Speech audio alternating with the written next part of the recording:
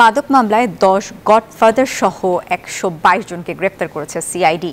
মামলায় আলোচিত কক্সবাজার 4 আসনের সাবেক সংসদ সদস্য বদির 2 সহোদরের সম্পৃক্ততার খবর পাওয়া গেছে। সিআইডি প্রধান অতিরিক্ত আইজিপি মোহাম্মদ আলী মিয়া কথা জানিয়েছেন। সিআইডি হেডকোয়ার্টার মিডিয়া সেন্টারে সংবাদ সম্মেলনে তিনি জানান, মাদক কারবারের সম্পত্তি অর্জন করে কেউ তা ভোগ করতে পারবে না। গ্রেপ্তারকৃত 122 জনের 178 কোটি টাকার মালামাল জব্দ করা হয়েছে। জানান 2022 সাল থেকে 35টি মাদক মামলার তদন্ত করছে সিআইডি।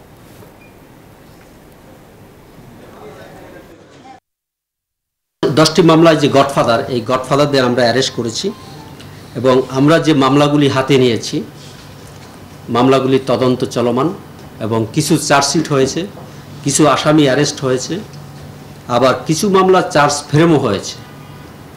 তো আদালত আমাদের মামলার তদন্ত এবং চার্জ দেখে আমরা যখন যেভাবে আদালতকে উপস্থাপনা করেছি, আদালত সদয় হয়ে সেভাবে নির্দেশনা দিয়েছে।